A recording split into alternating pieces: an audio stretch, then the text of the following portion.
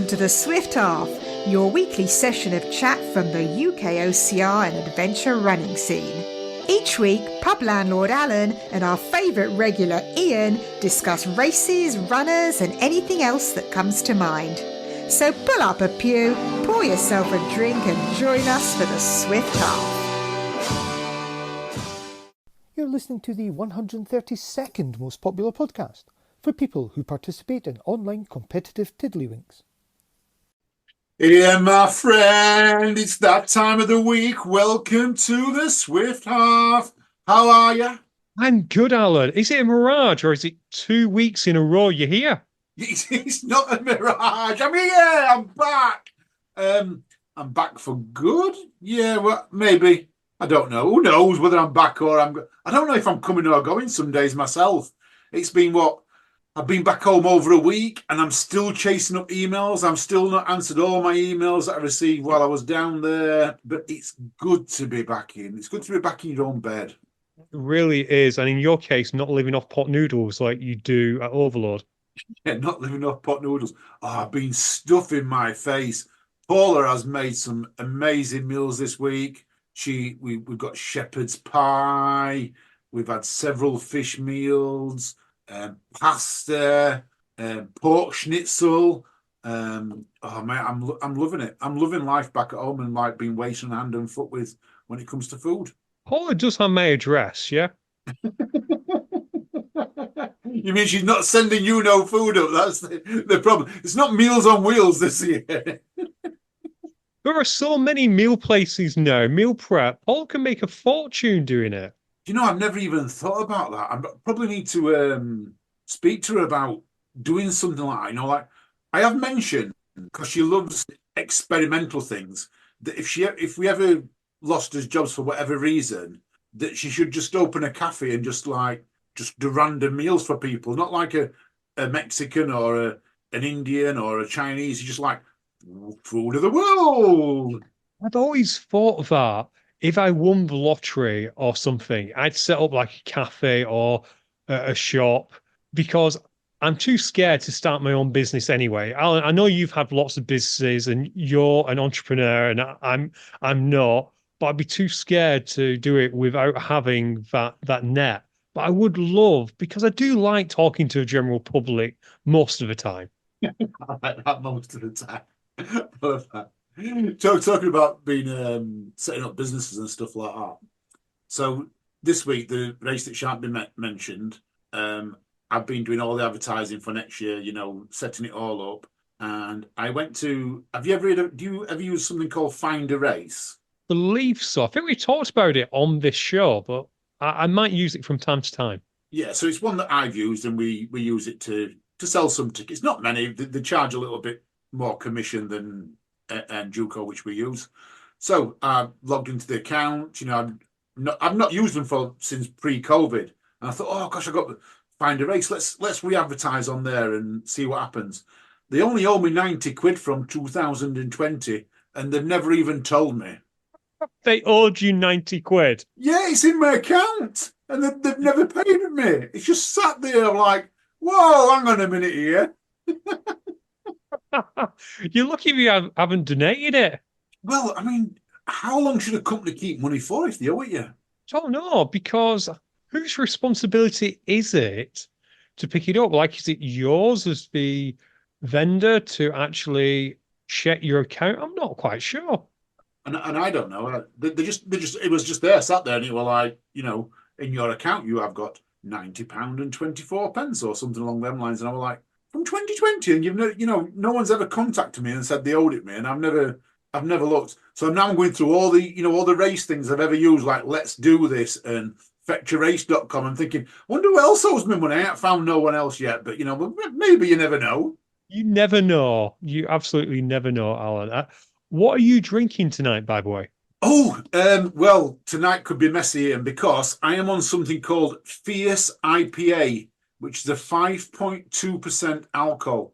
It's got a picture of a lion on it, and I don't know who brews it. It's just called Fierce IPA. Doesn't say who it is, but it's a crisp and refreshing IPA with full hops of citrus flavors, and it is quite nice. I've got to admit, it is very good. And yourself? Are you on a special meal deal again? No, this was just a regular. I went to a shop. I bought Ribena Light. I was going to have it after a run. I never ended up going on the run because my knee is super sore again, Alan. I've got a touch of a runner's knee, so I thought I'd just wallow and have it here for a swift half. Nice one. Nice one. I had my first run in 2 weeks last night, and I was shocked. I got the first mile. I've actually put it on my Strava, so people who follow me on Strava will know this. But the first mile was so painful. I was like, this is not going to go down well. You know, I was aiming for plus 6 miles. I've got a training plan for 100 mile, which we might talk about, we might not. But it had to be more than 6 miles. And the first mile was like, just not good. I thought, I'm turning around here. This is not going to happen. Mile 2, mile 3, mile 4 got a little bit easier. Hit mile 5, and I was flagging right up to mile 8.5. I think about mile 8, and then everything just went to pot again at mile 8 as I was coming down the home straight. So mile 1 and 8, not great, but everything in between was quite good. Maybe it was just race rust. I think that's where it was. I think it was just a case of that I'd not ran for 2 weeks, or not ran a distance for 2 weeks. The running that I'd been doing were literally half a kilometre, 1 kilometre, maximum, because I was running from one spot to another rather than running long distances and doing proper training runs. So yes, I'm back on it.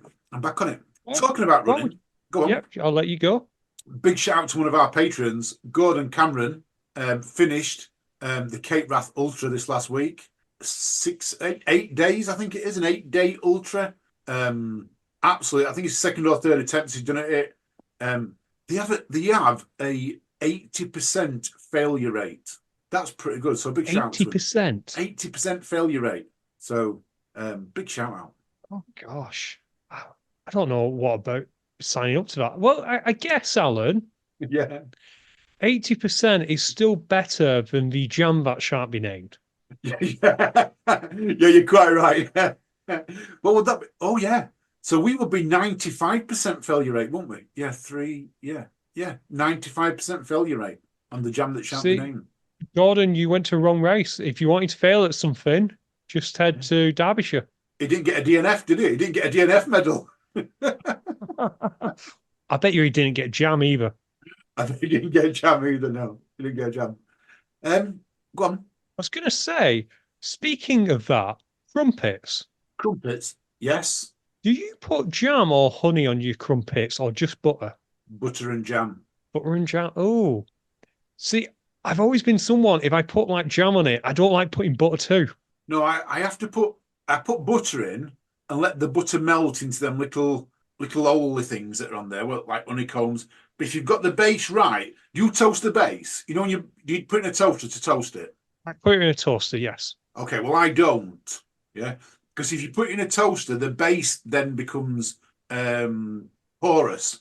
So if you put it under a grill and only toast the top, the base doesn't become porous. So when you put your butter on, your butter melts into the holes and just stays in the holes. And then you smother it with jam on the top. I did not know that because often when I'm having crumpets, I just get a kitchen roll because I'm too lazy sometimes to wash up a small plate, get a whole washing up bowl for a small plate. It's just not worth it.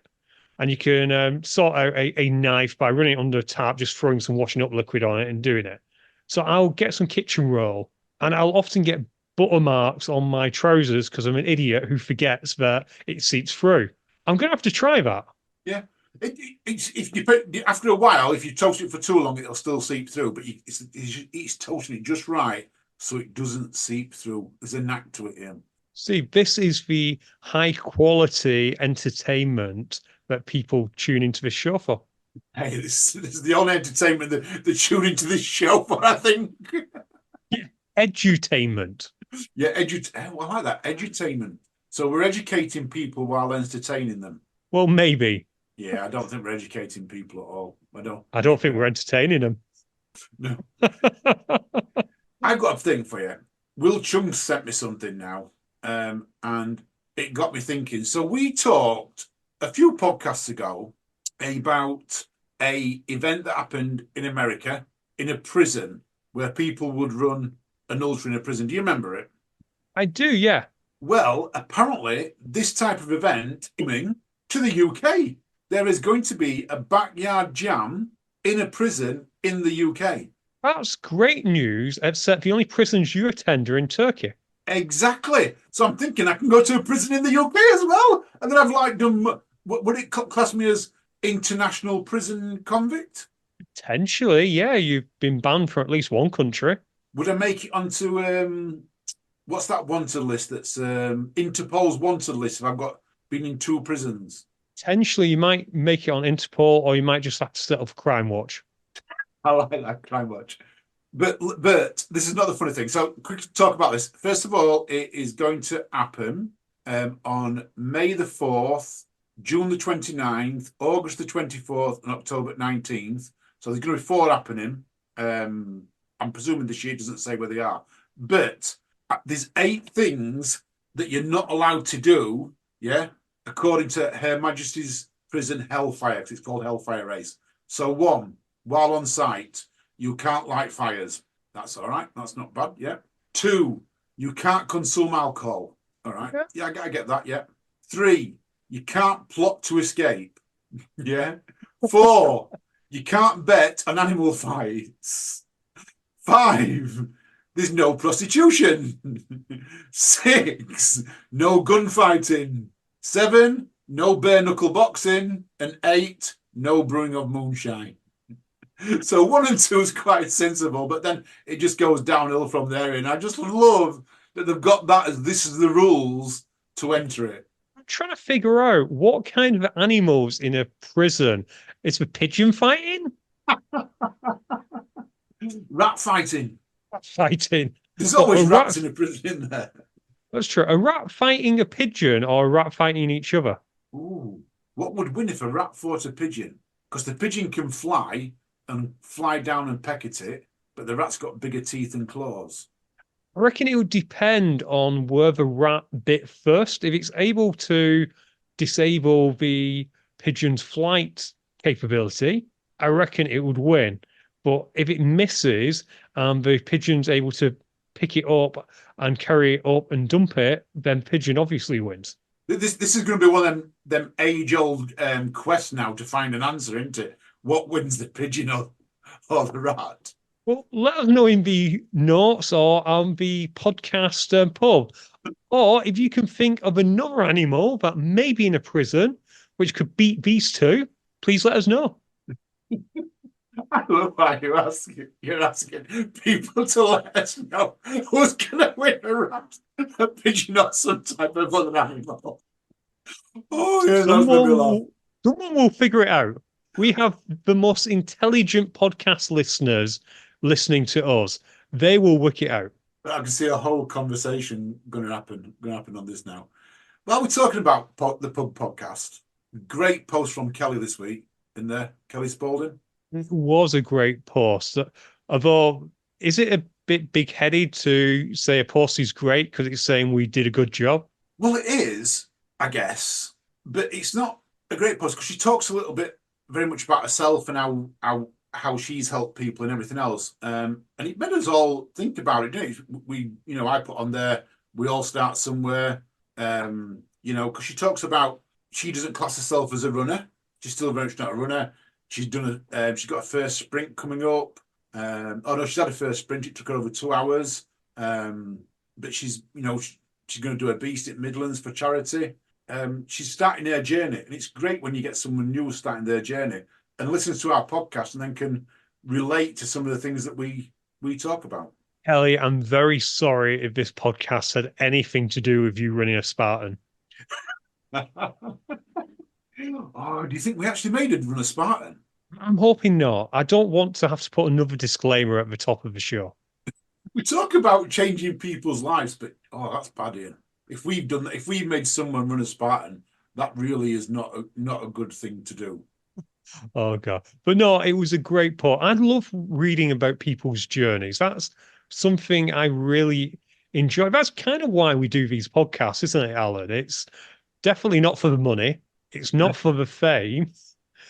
It is because we genuinely like finding out how people have started their journey. I had on the UKOCR the other day a couple who I thought they'd been in High Rocks for years, absolutely years. And they'd only attended their first event last May, which was the Manchester World Champs. They went to support a friend. They thought, oh, this is cool. And they went and did it. And it was so interesting listening to their story. And Alan, I think you've just recorded, as we're recording this, with someone who had a very similar journey. Oh, absolutely amazing. Yeah. Coming out in a couple of weeks, Andy Vosper, from zero running to running an ultra in just over 12 months. And how it's helped him in his life. An everyday runner, people might know him. He runs around with a rep bag on. That is down at Nuclear a lot. Going to be well worth listening to it. I absolutely love listening to it. And it hit home on a whole different levels for me personally. Not going to get no more out than that. But yeah, coming out in a couple of weeks. Absolutely. Or whenever you edit it for Patreons. Oh yeah, for all patrons, we'll get it by the end of this week. All patrons will. So yeah. Perfect. Speaking of which, do you have the list? Because we said we'd give a shout out last week and completely forgot to. See, now you've put me on the spot, Ian. I did have the list, but then I've closed it down. So I best load it back up again. While you're loading it back up, I'll just give a shout out to the Welsh Spartan for volunteering. This was something that Graham pointed out in the podcast pub. Again, it feels like we've got all our news from there this week. It hasn't. It's just a poor job of formatting the show by me and Alan. But I'm going to read this out. This was stolen from the official Spartan volunteers. It wasn't stolen. It was just, we were made aware of it. So Samantha Lee on this. If the ambassador in this photo is in this group, I just wanted to say a huge thank you to him. He was volunteering around fire jump on Sunday morning at London West. He saw me crying and came over to offer support. I was trapped in a building fire as a student, and the memories of that made this obstacle absolutely terrifying for me, but I didn't want to skip it. You can see on this photo how much he cheered when I finally did it. This kind of support is exactly what I love about this sport. I'm sure fire jump is super easy for him and most other people here, but it was a huge challenge for me. And I just want to say how much I appreciate the moral support. You're a superstar and rep the brand amazingly. Thank you so much. Just amazing, Alan, isn't it? Because it's so easy to forget everyone's on a journey. And from Samantha Lee's point of view, that small amount of fire on the fire jump just represented a massive challenge. And well done to the Welsh Spartan for getting her over it. Absolutely amazing, well done. And you know, it's stories like that that show me that the community spirit is still there.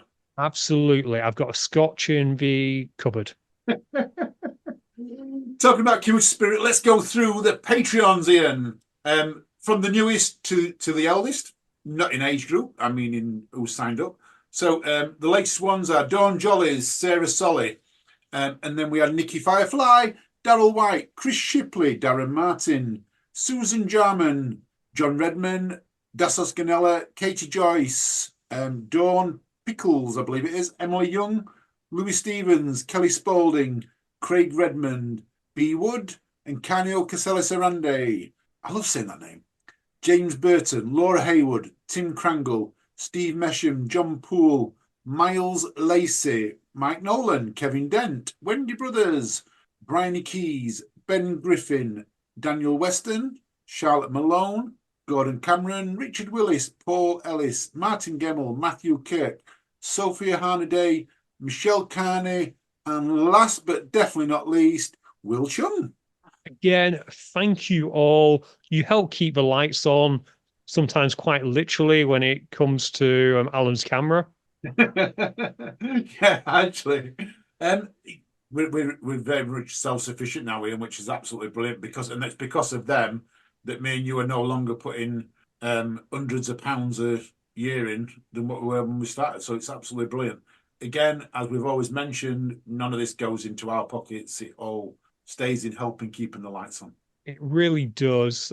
Occasionally, you know, for some of our helpers, we may help them out with travel if it's a little bit in the kitty. But yeah, me and Alan are very much self-sufficient. But it's so amazing that this thing pays for itself now. I love it. 3 years down the line, and we're self-sufficient. Is that why businesses have 3-year plans? I believe so. Although I think they are aimed to make profits as opposed to break even. So we're not quite a business state yet. But unfortunately for the listeners of this show, it does mean we've got very little holding us back from just carrying on forever. Oh yeah. That's a good thing or a bad thing? We'll find out when we look at the Patreon numbers on Saturday morning. Yes, definitely. Now, there was an event this weekend, just gone, not an OCR event in the UK, but a UK ninja sport event. Okay. Help me out. I know the answer to this, but what are UK ninja sport? So UK ninja sports are to ninja what UKOCR is to OCR.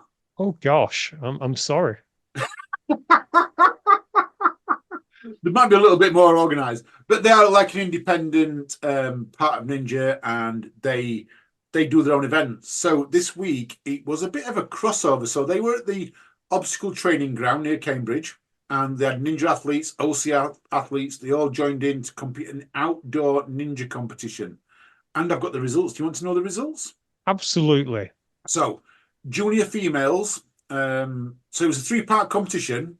And there's a skills test, the speed round, and then finally the furthest you can get round.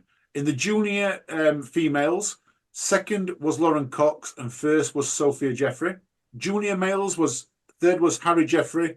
Second, I believe, was James Percy, and first was Charlie Wardrop. In the females overall, Izzy Bakerfield was third. Second was Lou Ferryman.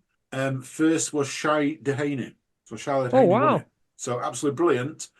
In the males, and I think this is absolutely brilliant, there was Dean Cheetham and Tertian Smith, which we know are ninja specialists, in third and second. But first, Ramonas Wickers.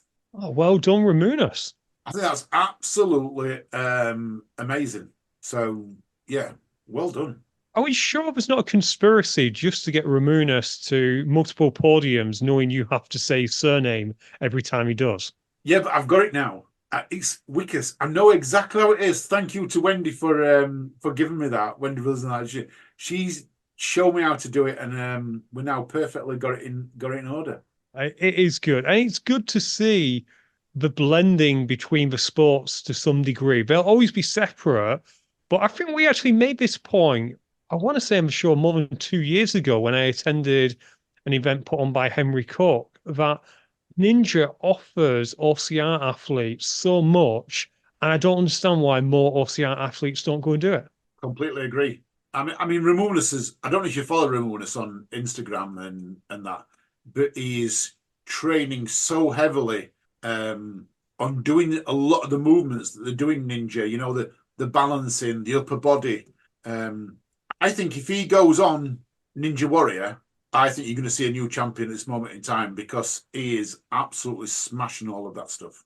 Wow. Well, fingers crossed they do another series, because I don't know if they plan to, but we'll see, I guess. Yeah, definitely. I'm going to bring a guest in a minute, but before we do, shall we go through some boss news? Yeah, let's go through the boss news, bring the guests on. I think we've got some other Runners World stuff as well that we can probably involve guests in as well. I completely agree. So, first of all, British Obstacle Sports are in their continued development of sport in all the UK. They're going to elect 12 or up to 12 regional representatives and up to 2 combined service representatives. So I guess these are for different areas around the UK, Scotland, Wales, Yorkshire, whatever regions, to represent them. And they're going to be elected as part of the AGM. And the AGM is on June the 29th. So if anyone wants to apply, go on the boss site. Deadline to apply to be a representative is June the 10th. So we're not far away from that. We're not. And I'm going to ask, is the AGM in-person, or is it in-person and virtual? It's, I don't know. It's in, yeah. We'll find out. We'll find out. And then some other news as well. Last week, they launched in the British Champs, they're having a biggest team award. So not necessarily the fastest team, the slowest team, the biggest team. So we asked people to be part of our team here in UKOCR, And guess how many we've got? I want to say no, based on the listenership of this podcast, it must be in its thousands already. One. Oh, okay. So that's one more than we had last week. That's true. Can we not co-opt in all the Patreons? Because there's a lot of them now. Yeah, but they might not all be doing the British champs because you're going to be doing the British champs to be in it. So I think Tim Rolfe is our first one. So big shout out to Tim. Thank you for joining us. But anyone can join us. Just email boss. Tell them you want to be in the UKOCR community team. Let's smash it. Let's get back to big teams. You know when it used to be yellow and green? So you had Mudstickle or Muddy Race, and then we got some of those. It'd be great if we had like community teams like that as well now. It would be. That's something I do miss. I do miss that aspect. I miss camping. I can't believe I'll ever say that, but I do miss the community spirit you used to get with camping. Yeah, I do. Which is, I'm going to go back. I'm good. Before I go into the bit of news, I'm just going to turn around and say the race that shall not be mentioned is going back old school, Ian. So we talk about camping and stuff like that. We've got the Farmyard Jam where people camped over 2023. 2025, not 2023, 2025, we are bringing back nighttime OCR. Oh, nighttime OCR. Yeah. Tickets went on sale today, as you listen to this today, yeah. Tickets go on sale today. Yeah, so we're bringing back not only daytime OCR, but nighttime OCR as well. We're going to go back to his roots. We're going to go back and see what happens. You're going back to your roots, but we're also going to try and make it the biggest and best ever, aren't we? I say we like I'll have anything to do with it. You are going to try and make it the biggest and best ever. We have got a lot of plans for next year, so watch this space. As they materialize, we will let people know. But yeah, we're going to try and make it something different. We're going back old school, but we're going to try and also make it something different and bring it back into something special for 2025. That's a lot of describing words that at this moment in time mean nothing. They don't mean nothing, but they will do eventually. I can't say no more because you never know. Things don't always pan out as the way you want, but hopefully they will. Let's bring our guest in. Patreon, Mike Nolan. Welcome to the pub, my friend. Evening, lads. How's it going?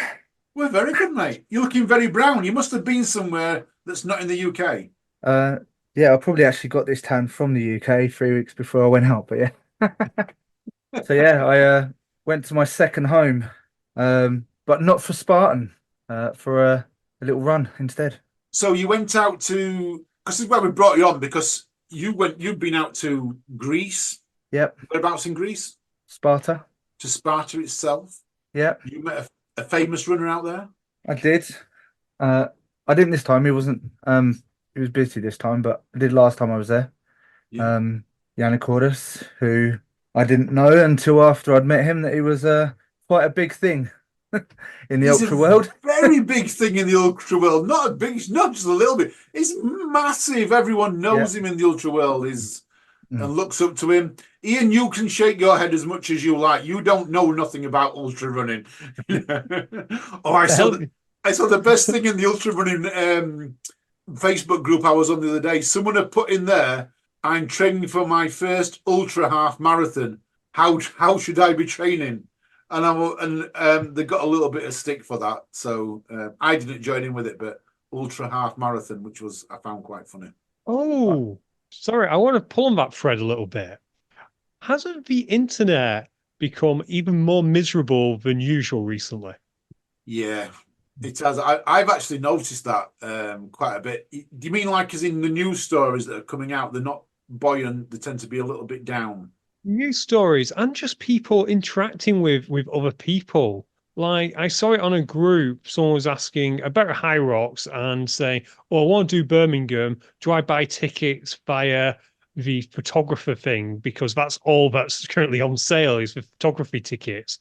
It's sold out. And yeah, in the context of people who know what they're doing, it's a silly question. But it was kind of obvious this guy had only just joined the group a couple of days ago. He had no clue. And yet people piled on. And I don't really like that. No. I do get that a little bit. From the person who put this on about an ultra half marathon, they actually got a lot of funny comments as well as a few people pulled him down and said, an ultra's not an half marathon, it's an half marathon. An ultra's over 26.6 miles or whatever it is. And so, but it was quite funny how a few people weren't that. But you're quite right. Social media, I think social media has always had negative. You're always going to get negative people on social media. Yeah, you are. That's where me and you met. That's where me and you met, yeah. Two most negative people around you're ever going to meet. That's exactly where we met. Maybe that's what it's upsetting me. Maybe it's because I'm used to being that person. And there's too many people trying to be me and you. They're going to start talking with northern accents soon. That'll be even worse. God, can you imagine? Oh God, poor people. That would be shocking. Sorry, Mike. We kind of cut you off from your story there. So That's you're right. out of there. Explain what on earth you were doing. So people know me. Some people say that I'm face of Spartan Trifecta World Championships because I'm out there. I've been out there every year, helping with the team captains, and doing the parade and everything. And after being there so long, I kind of decided that I wanted to. For the last couple of years, I've interacted more with the locals, got to know a bit more of the culture out there.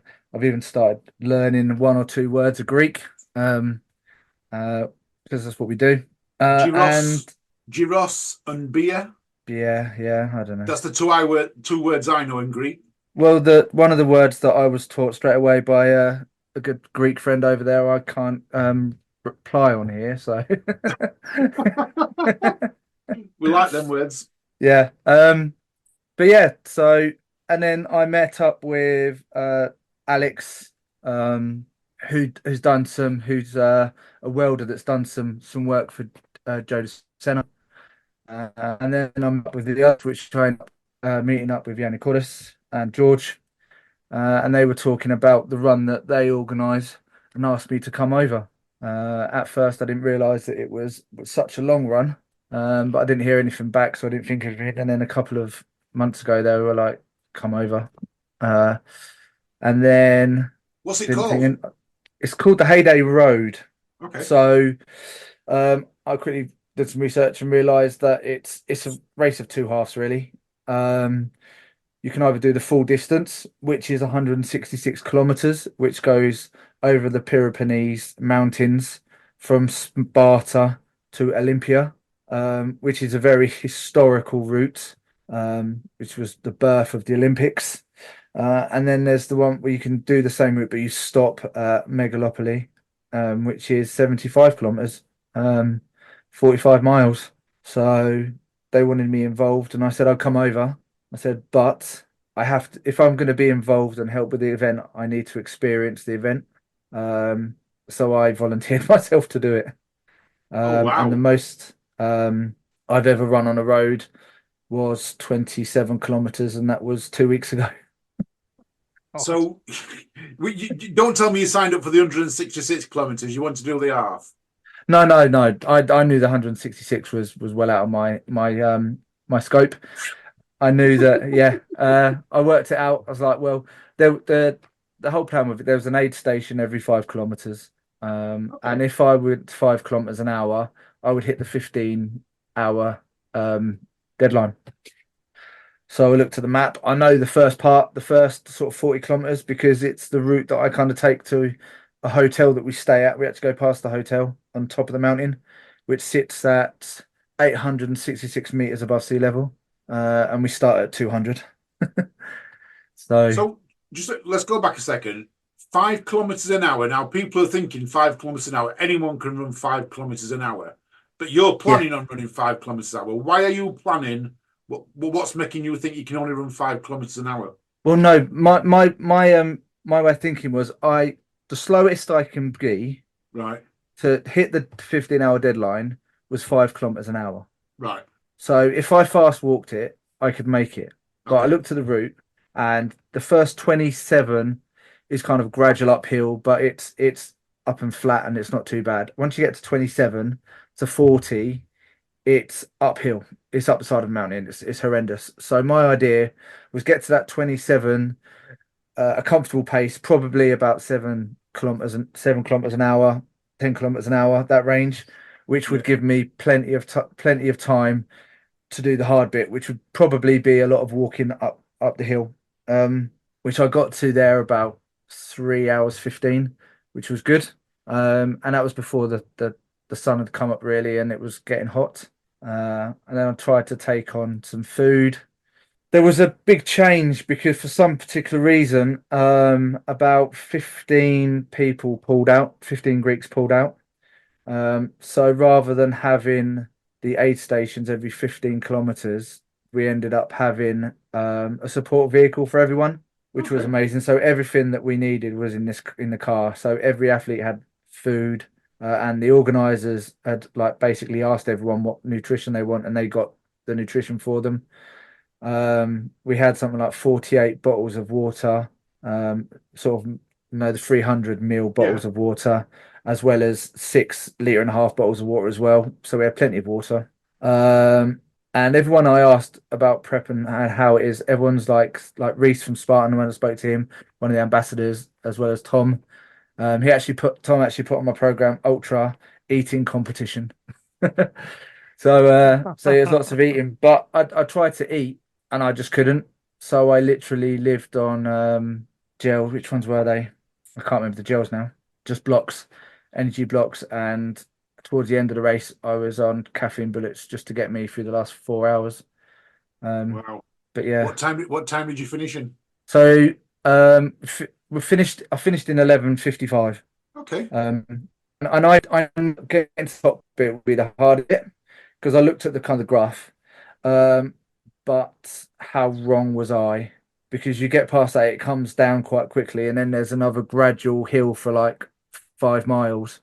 Didn't look much, but it got to you, and then I came down again, and then up again, and that's probably why one of the reasons why I did my. I don't know. Some people will follow me on my Instagram. I was doing like updates on the videos, just for my own sanity and just to show that it was, even for someone that's not an ultra runner, that that race is doable by anyone really.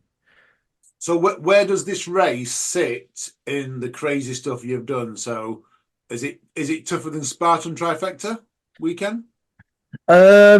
If you're not a road runner, yes. So I've done. So if you haven't, is a little plug. Go back to way back where we're on, probably one of the first podcasts we've got with me. So every crazy thing that I've kind of done has kind of enabled me to do the next thing.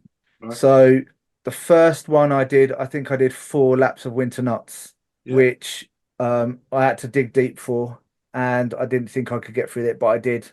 And then I did the unknown, which that was nuts. That was a longer period of time, and I managed to get through that. And then this was just digging deep. This was like, I can walk it if I need to. The aim of the game was just to get to the end. And that was the only thing I put on myself for this, was to get to the end before the cutoff. There was no other expectation. I hit 52 kilometers, I think, and I looked and I had something like a 4 mile. I could just see this hill just going up. And I got really emotional.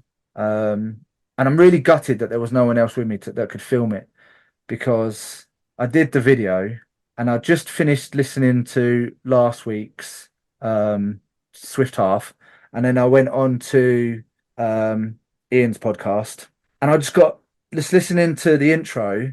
And if you've listened to that intro, I was on my own in this mountain, and I was just singing, like bellowing my lungs out. And if anyone would have seen, they'd be like, "What the hell?" But it was just emotional roller coaster. And I hit that, and I just knew that it's hurting a little bit, but we just got to crack on and get to the end. Got some tablets, some caffeine bullets in, and just go. And it was really good. I decided that I wasn't going to listen to my headphones to start with. I just wanted to enjoy nature. You might have seen a few pictures. I'm still waiting for some more to come through before I do my big review. But there's a picture of me coming out of the town with the sun, and just the animals, the views, the sun. It was just so good, and to be out there. And I'm lucky that I can go out and I can run for hours and I don't have to have interaction with anyone. I suppose if you're one of those people that you can't be on your own for a long time, find someone else to go with you and do it because it's amazing. So what we're saying then is anyone who wants both a physical challenge, as in distance-wise, heat-wise, terrain-wise, and also a mental challenge of you've got to overcome this because you're going to be running a lot on your own. You know, the terrains, although it's nice and smooth, it's hot and it's humid and whatever. Then this is the race. When's it on next year? 31st of May. So last weekend in May. Yeah. And I made sure it didn't interrupt with any farmyard jammy thing. That's what I like to hear. That's what I like to hear. And so tickets are on sale now? Not at the moment. I think it says on the website, but we changed because I'm now involved with it. It's kind of the last couple of years has been like testers. Now there's a lot more people involved. We're kind of getting it all sorted and ready. I think there's a form you can fill out to join it. But we're just going through some stuff just to rearrange it and just make it a bit more streamlined. But yeah, it was really good. And they're doing relays as well, which I think on a relay we're not charging for 4 people, which is going to be quite good. That's interesting. Are you doing like Alan does? Is it 4 people can do it, but you're charging for 8? Yeah, no. What the northern approach, the Yorkshire approach. Yeah, takes up more space. Yeah, exactly. So one of the things that we want to do is make it more inclusive. Yeah, so you can do it with a team, and you'll have like a support vehicle, and one person has to be on the road. You know, and if you change the car stops, there'll be a judge with you, and then you just do that. And I think for some people doing the team relay, even you could do the 166. If you did the 166 kilometers, I think each person has to do something like 40 or something, and you can split that up into whatever you want. You could do like 5K each and just do that throughout the day, which is doable. It's like a marathon each. Then 166 kilometers is like equivalent to 4 marathons, near enough. Yeah. So yeah, marathon. Awesome. So 26 and just split it up. Yeah, that sounds reasonable. I am interested in this support vehicle, Alan. I will do Farmyard Jam if you can sort me out a support vehicle to follow me around. Ian, I'll sort you out with a support vehicle. Yeah, I'm going to get the intern to drive it. Yeah, it's going to be one of them electric scooters. All right. In 4x4. She'd like that. Yeah, a 4x4 electric scooter. I get James to run with you, but he can't keep up with people. Oh, I reckon he sorry, can keep James. up with me. Oh, James, sorry, apologies there, James. I know you can keep up with people. It sounds amazing, Mike. If people want to do it, have we got a website? What we say? Yeah, there is. It's Heyday. Is it heyday.org or heydayroad.org? That's HEYDAY. Yeah. Yeah, heydayroad.org. Yeah. Yeah. Cool. My accent. If I said Heyday, everyone would be typing HAY, not HEY. Yeah. Heyday. Yeah. Cool. Yeah, and if I see it, they'd imagine they were in a panic because they'd think I was saying Mayday. And it's quite good because I think George has given me rein to look after athletes and VIPs, so we're probably going to get some media over and some more well-known long distance runners. Which I've reached out to a few people already and given them the dates. So hopefully it'll be a start of something quite good. And a lot of people are using it as a practice run or a warm-up run ready for the Spartathlon, which is the Athens to Spartan race. Wow. Alan, that's quite cool. I've just checked my junk. I've not got a message. It must have gone to you. I think I've got one, but it's in my junk. I'm not looking at my junk. Okay. Probably for the best. Can we, Alan, this is actually a nice segue. Did you read this thing about the person disqualified for taking water at a marathon? Yeah. I thought this was absolutely crazy. So this is on Runner's World. So we found it on Runner's World, or you found it on Runner's World. Esteban Prado, he trained for the Orange County Marathon for months. He'd been 100 miles a week over a 3 to 4 month period. He crossed the finish line 2 hours 24:54, which is good. Am I right in saying he won it? Did he win it? I believe, yes, he won it for around about 24 hours. And then take it away, because I just can't believe it. I just can't believe it. They took it off him. You haven't won it because you drank water. What? Yeah, it's a little bit more nuanced. What they'd found was he was getting outside support. There was at least one occasion where someone in a car had stopped and given him water. And he admitted it, so they disqualified him because apparently in the relevant rules, Alan, you can't get water from outside people. But it's not in the race rules. It sounds like it's in the governing bodies rules. So yeah, it's one of them that you can kind of understand it. And then on the other hand, you think somewhere like London Marathon and Manchester Marathon, the supporters are giving you anything they can get their hands on. Yeah, sometimes not legal as well. Yeah, sometimes in the Manchester one. Hey, flying is still a legitimate way to get around. Yeah, apparently broke rules 144 and 241 that state that only and only authorised persons at official stations along the course can provide liquids. This is crap. It is like, I don't know for sure whether he planned for this guy to give him stuff. What makes it worse, if you read all the other comments, Mike, and we'll share the story with you, people are saying that the aid stations were running out of water anyway. Yeah. You know, he says that they wouldn't have been running out of water for him because he was the first runner. He'd been at the front, wouldn't he? So yeah. But if he'd have took that water on them ones, there'd been less people later on. So he was helping them out, weren't he? Like I say, to me, it's almost a tradition in marathons that the crowd, like, I don't know for sure whether this guy who he's took water off, he knew him or not.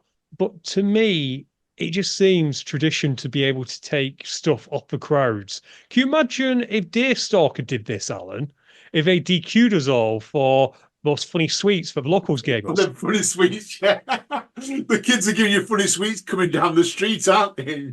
At the mighty Deerstalker. You're DQ'd. Yeah. Well, I'd still be smiling though, but yeah, I could literally see sounds when they gave me them sweets. They were amazing. I need to get the recipe. is that why it's not going anymore? Possibly. Very possibly. But from that news, let's go to some happier Runners World news, which is running Barbies. And this is the news that Mattel is making Barbies out of some fantastic women athletes. I don't have a full list. Go and have a look at the Runners World website because it'll be easy to find.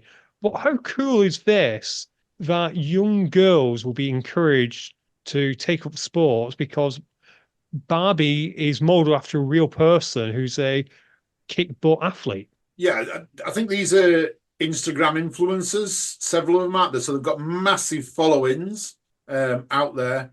So I'm going to guess it's a little bit like, I don't know many female influencers, but I know like some of the male ones out there. Jake Paul, who we all know is fighting the boxing side of things, massive influence on what he's done in his little world, and that is great.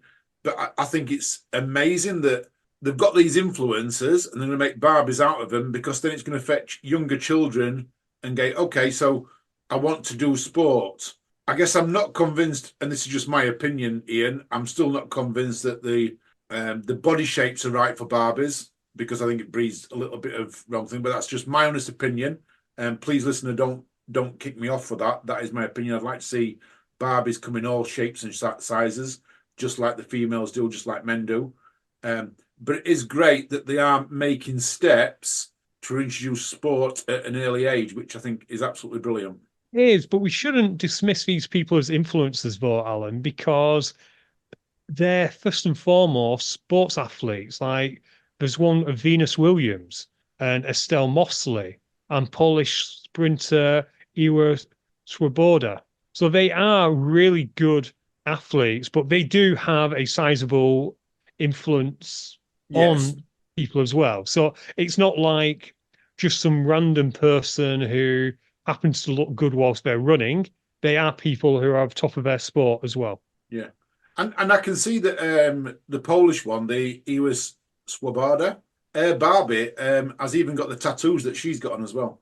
It does, which again, it's just cool because do I think people are suddenly going to become sports athletes because Barbie does sprinting or Barbie does boxing? Probably not, but it makes it more normalized for sport to be a career option for Barbie and therefore for females everywhere. Yeah, no, and that's good. It would be good if UK had a better athlete program, if that makes sense. So, like, and I tend to follow a lot of the US sports, and I know you do as well, Ian, but you can get scholarships to university, and you can become a D1 athlete, a D2 athlete, and so forth and so forth. Sport in schools is much more celebrated over in the USA than it is in the UK. I know we have football teams, but when was the last time? I don't know of any school in Yorkshire that does track and field. Even when I was a kid, I remember one track and field event we ever did. I think a big issue is lack of track facilities as well, because I don't know what your school was like, but my track was literally the football field with white lines painted like a 300-meter track. Yeah, I agree with that. Yeah, but there are running tracks around the country. So, for instance, near us, we've got one called Dorothy Iman. She was a famous runner. She opened running track in Barnsley. Wouldn't it be great if schools got together and did a running event there one first Saturday of every month, for instance? A track and field event. I don't know how much it would cost to put it on and that, but I'm sure you'd get the volunteers. I know when I was at school, there was so many teachers that volunteered for things like, sports day. Everyone got involved in it and things like that. And if you've got 4 schools and each one's got sports facilities, that's going to be at least 40 members of staff that would get involved. I also wonder, and we're going down the weeds with this a little bit, I do wonder whether the fact that athletics is an individual sport is playing into this as well. Because if I think of my school, it would be football, rugby, cricket, netball, hockey. We had tennis courts, but we didn't exactly encourage people to play tennis or badminton or conversely do athletics. I do wonder sometimes whether the mentality at school is this is going to offend some teachers that we have listening, but to distract the most amount of kids at any one time. And consequently, it's a lot easier to put 22 of them on a football field than it is to encourage them to take part in an individual sport. Mr. Wilkinson, you'll look after kids today, get them all to play football while Mr. Bond and Mr. Smith go down to the pub for a pint for an hour. 90 minutes of football. I'm not saying that's what teachers do now, but I can imagine in my day when I was at school that's what they did.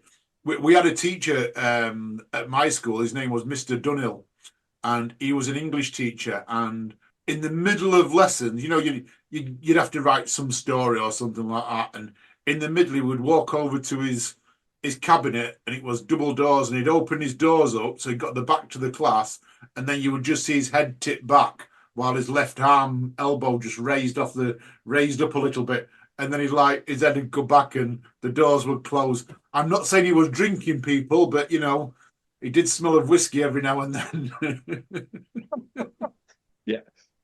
Yeah, and that is a great way of making the school day go very quickly. And fair play to him, providing he wasn't driving afterwards. But fair play to him. But I think we should encourage more kids to take up running, and maybe park run, maybe junior park run is perhaps something we should be encouraging more. Because evidently, there's not enough kids doing sprinting in school, so get them doing 1.5K on their Sunday morning. Definitely. Do you think it could also be that I was listening to I think it was your podcast while I was editing it, Ian, that you sent me the other day, and one of them was in the forces, and he said he was getting paid to be fit while he was in the forces. So not paid to do anything, but he was getting paid to be fit. And I think he was using it as an example of how fit he was. And I was thinking, we don't have enough children leaving school and potentially going into the forces. I don't know if it's right or wrong, but we don't get them going into the forces. So therefore, we're not breeding a fitness society at this moment in time. We tend to be breeding an education society as opposed to a fitness society. Would that be a fair comment? Potentially, but is this your unofficial announcement that you're the running buddy for Rishi Sunak and you're going to be the deputy prime minister if the Tories get in? Because I'm fairly sure this was his policy just this week, Alan. Was it? Oh, I haven't followed it this week. He's mentioned 18-year-olds anti going into if they don't work for so long, they've got to go into national service or something like that. So pretty much just exactly what you've said.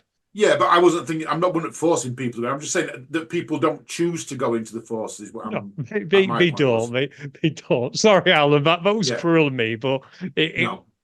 Never let it be said that I don't let a opportunity for a topical joke go and miss.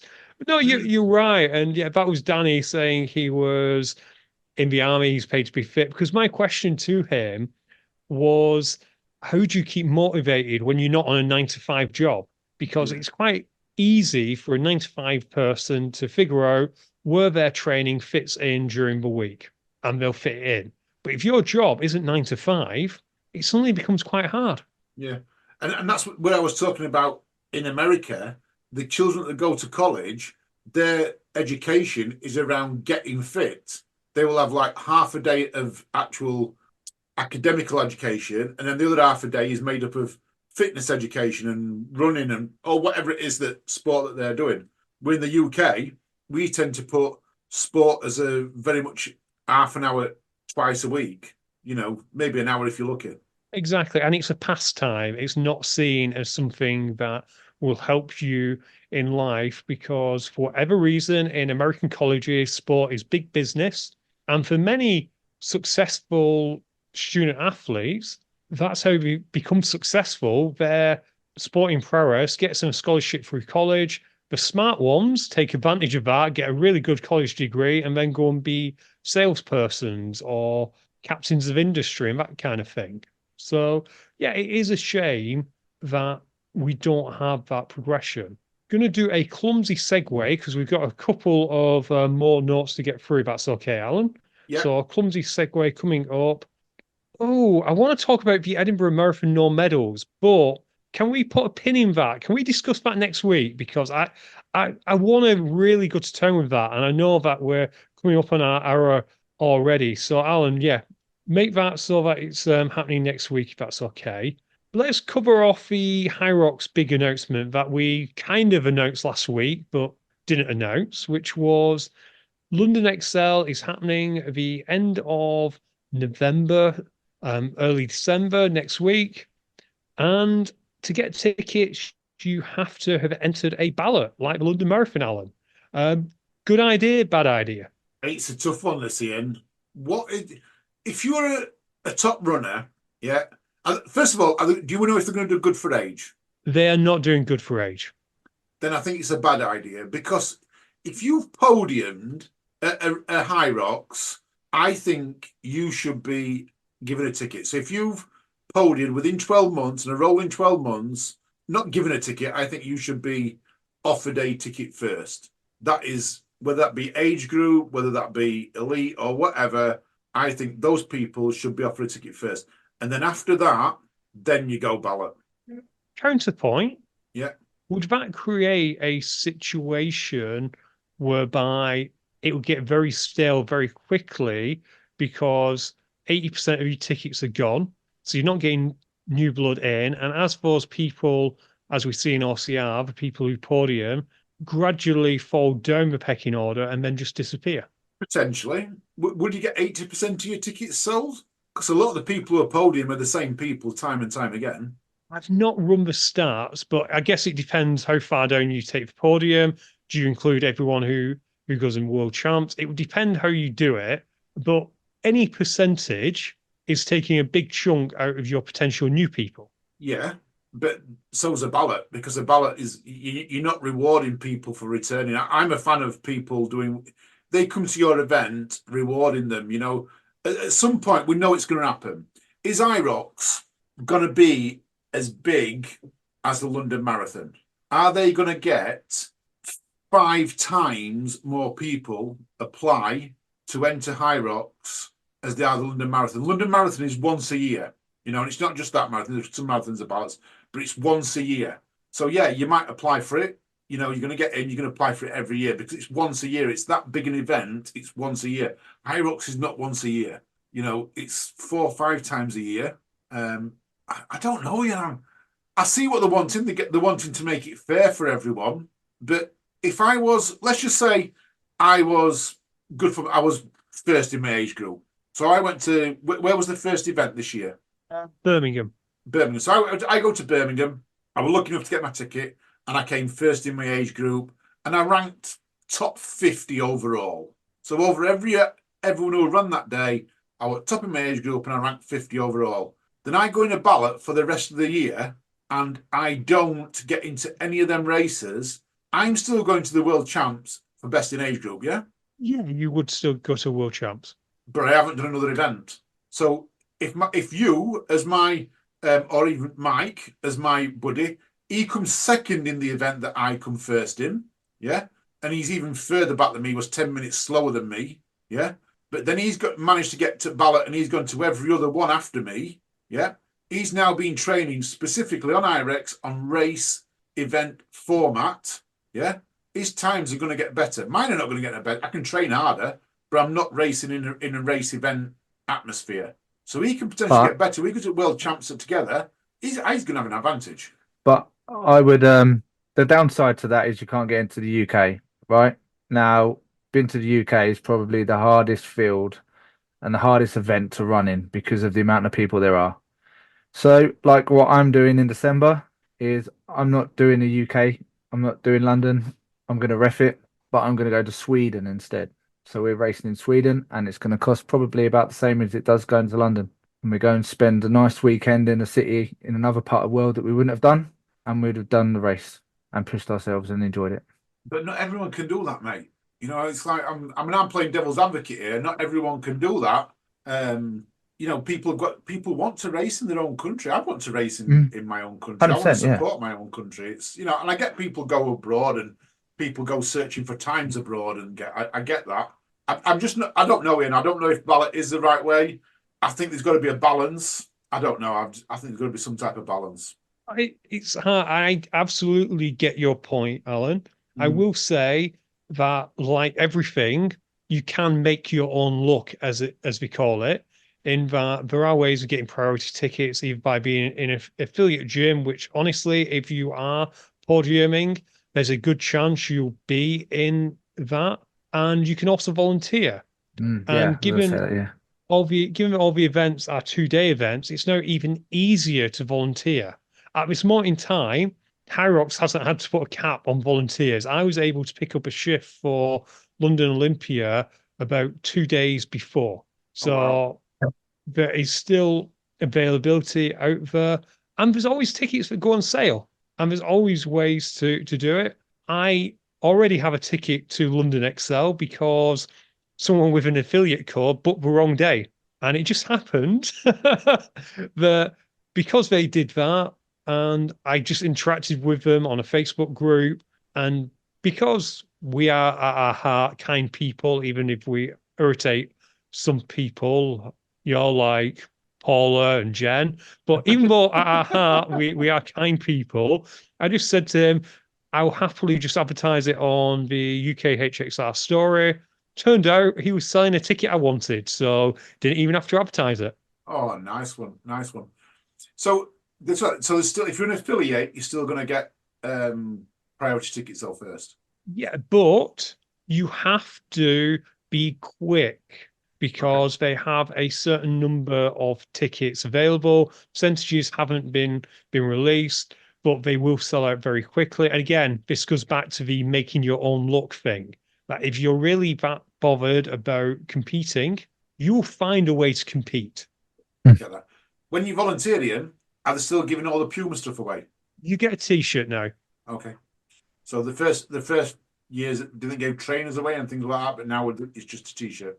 Yeah, but bear in mind, in the first year, they had probably about 25 volunteers. It was quite easy to give away the stuff that was sent to the office. We had 25 volunteers, about 4 people in the office. So Puma had probably given them a lot of stuff. Now they have 8 people in the office and probably about 300 volunteers. It's not as easy, but you do get yummy food. The food that they fed us was the best I've ever had at an OCR or a fitness race. It was quite nice. The only drawback, I should put this on my feedback, which I never gave because I never fill in surveys because I'm a horrible person. The only drawback was they literally gave you what I'd say the statutory minimum of 20 minutes to take your lunch break, but that included getting from where you were to where you could eat. Oh, right. Okay.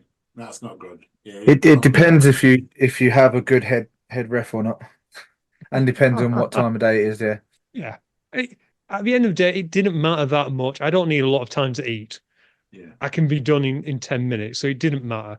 But Alan, while we talk about High Rocks and potential of not getting in, Kieran McAvoy flagged an event I'd actually forgotten about, which is called Battle Cancer, which is been around much longer than High Rocks has in this country. It is a team event. It's a functional fitness competition as opposed to a race, but it tours around country, and the one in Manchester is coming up, I want to say, very soon. Let me just check it. It's happening on the 27th of July at the Platt Lane Sports Complex. So take on a challenge to hit 20,000 reps in 90 minutes in a team of 4 and fundraise for your challenge for your chosen charity. How cool is that? Wow. That is pretty cool.